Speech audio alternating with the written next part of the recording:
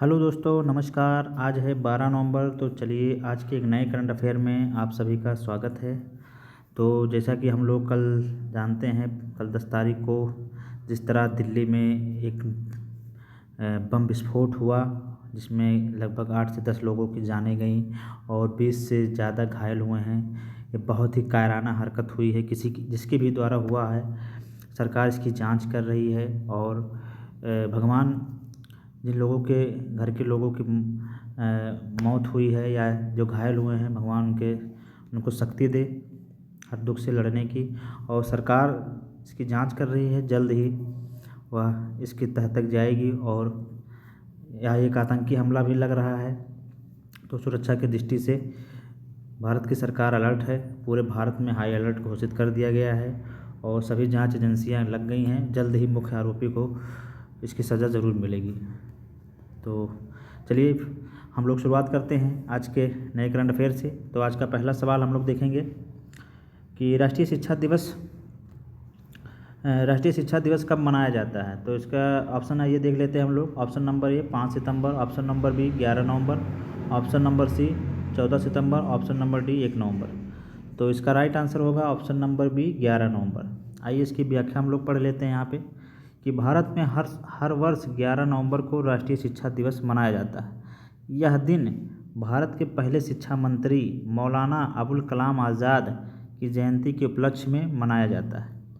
तो यहाँ पर हम लोगों ने पढ़ा कि भारत में हर वर्ष 11 नवंबर को राष्ट्रीय शिक्षा दिवस मनाया जाता है, जो कि हमारे देश के पहले शिक्षा मंत्री मौलाना अबुल कलाम आज़ाद की याद में मनाया जाता है, जो आधुनिक भारतीय शिक्षा प्रणाली के प्रमुख शिल्पकारों में से एक थे।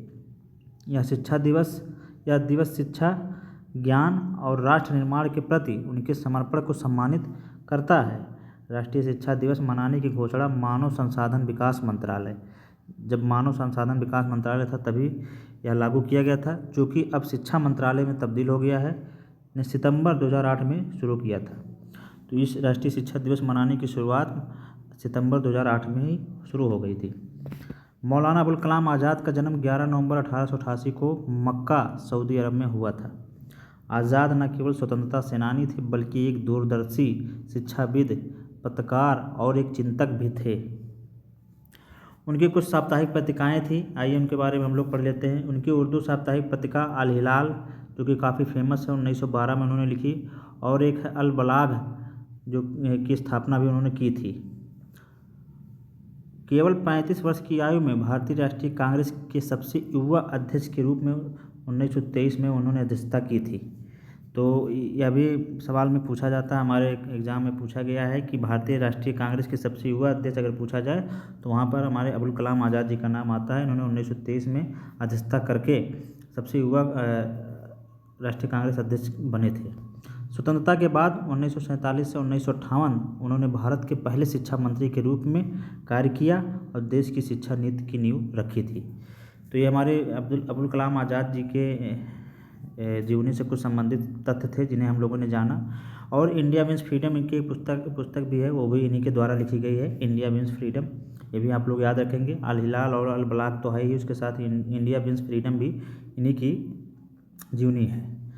तो इस तरह हम लोगों ने यहाँ आज का पहला सवाल पढ़ लिया कि राष्ट्रीय शिक्षा दिवस कब मनाया जाता है। तो ये हमारा 11 नवंबर को है। यहाँ पर हम लोग ऑप्शन में जान लेते हैं। 5 सितंबर को हमारा राष्ट्रीय शिक्षक दिवस डॉक्टर सर्वपल्ली राधाकृष्णन के उपलक्ष्य में मनाया जाता है। 14 सितंबर को हिंदी दिवस और 1 नवंबर को हमारे 8 राज्य सहित 5 केंद्र शासित प्रदेशों का स्थापना दिवस भी मनाया जाता है। तो यहाँ पर हम लोगों ने डिस्कस कर लिया सभी ऑप्शंस के बारे में। अब चलते हैं हम लोग आज के अगले सवाल पे, अगले क्वेश्चन पे चलेंगे। हम लोग आज का अगला क्वेश्चन देखेंगे। तो अगला क्वेश्चन हम लोगों ने भी शामिल किया है वहीं दिल्ली में जो विस्फोट हुआ, आइए उनके बारे में देखते हैं। 10 नवंबर 2025 को भारत की राजधानी दिल्ली में किस जगह बम विस्फोट हुआ। इसके ऑप्शन देख लेते हैं। Option number A Lal Qila, option number B Jama Masjid, option number C Jantar Mantar, option number D संसद। तो इसका राइट आंसर होगा option number A Lal Qila. आइए इसकी व्याख्या पढ़ लेते हैं। 10 नवंबर 2025 को शाम 6:50 पर लाल किला मेट्रो स्टेशन के गेट नंबर 1 के पास हुए विस्फोट में आग लग गई, जिससे 3 वाहन क्षतिग्रस्त हो गए और जिसमें 8 लोगों की मौत हुई और लगभग 20 लोग घायल हो गए। तो यह बहुत ही भयावह घटना हुई, ऐसे आतंकी घटना कहा जाए या किसी व्यक्ति विशेष की घटना। अभी तक सारी जांच एजेंसियाँ लगी हैं इसमें। पूरे देश में हाई अलर्ट घोषित कर दिया गया है, चप्पे चप्पे पे जांच चल रही है। पूरे भारत में हाई अलर्ट कर दिया गया है। यूएपीए के तहत एफआईआर दर्ज करके मामले की जांच हाईकमान द्वारा की जा रही है। आइए हम लोग लाल किला के बारे में थोड़ा जान लेते हैं। लाल किला सम्राट शाहजहाँ के द्वारा 1639 में बनाया गया था। ताजमहल के वास्तुकार उस्ताद अहमद लाहौरी के द्वारा डिजाइन किया गया था। तो जी हाँ, हम लोग जानेंगे कि लाल किला के जो वास्तुकार थे उस्ताद अहमद लाहौरी जी थे, जो कि ताजमहल के भी वास्तुकार थे। जवाहरलाल नेहरू ने 15 अगस्त 1947 को यहाँ भारत का पहला झंडा फहराया था। और जवाहरलाल नेहरू ने 15 अगस्त 1947 को यहाँ भारत का पहला झंडा फहराया था। इसे 2007 में यूनेस्को विश्व धरोहर स्थल के रूप में मान्यता दी गई थी। तो यहाँ पर हम लोगों ने डिस्कस कर लिया कि इसे 2007 में यूनेस्को विश्व धरोहर स्थल के रूप में मान्यता दी गई थी लाल किला को। तो हमारा आज का दूसरा क्वेश्चन हो गया, हम लोगों ने डिस्कस कर लिया।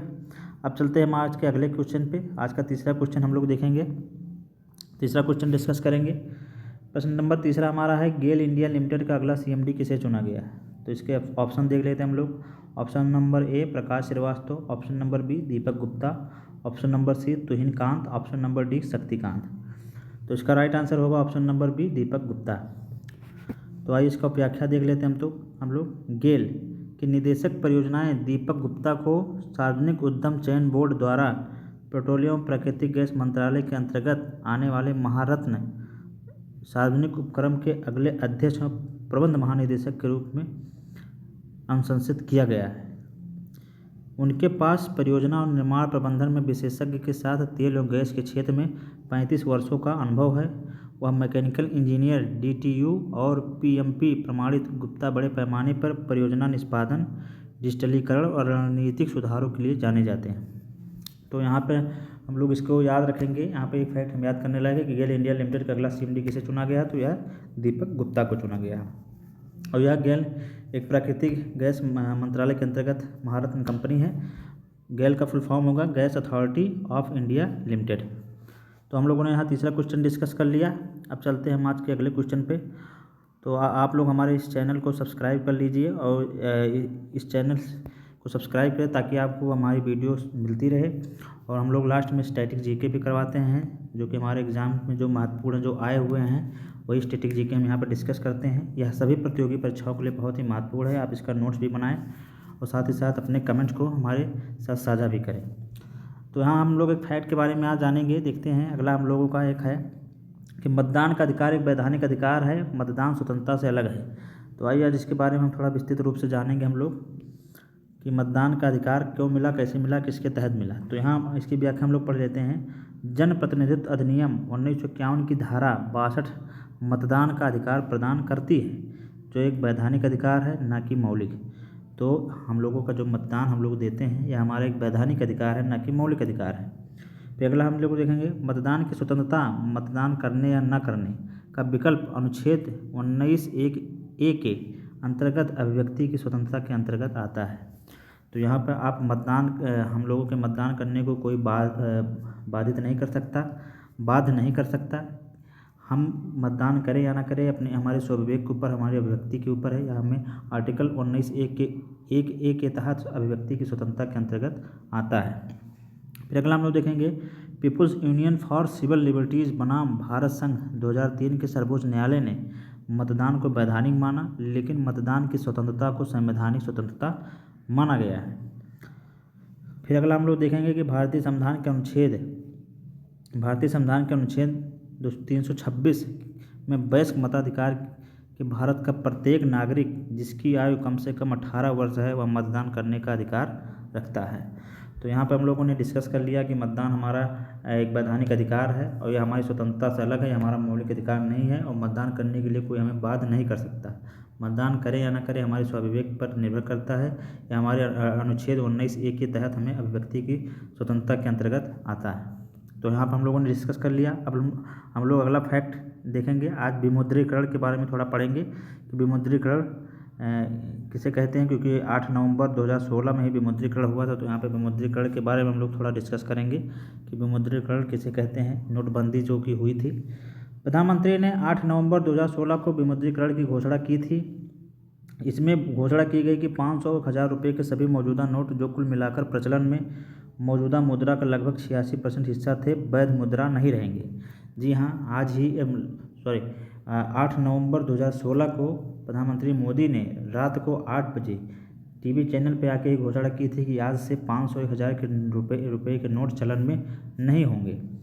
2016 में विमुद्रीकरण का उद्देश्य स्पष्ट रूप से काले धन को खत्म करना, नकली मुद्रा पर अंकुश लगाना, डिजिटल भुगतान को बढ़ावा देना और अर्थव्यवस्था को औपचारिक बनाना था। तो काला धन कितना आया ये तो सभी लोगों को पता ही होगा कि कितना काला धन हम लोगों ने बचाया। फिलहाल सरकार की व्यवस्था थी, कौन इसका विरोध कर सकता है। फिलहाल सरकार जो फैसला करेगी सबको मानना ही पड़ेगा।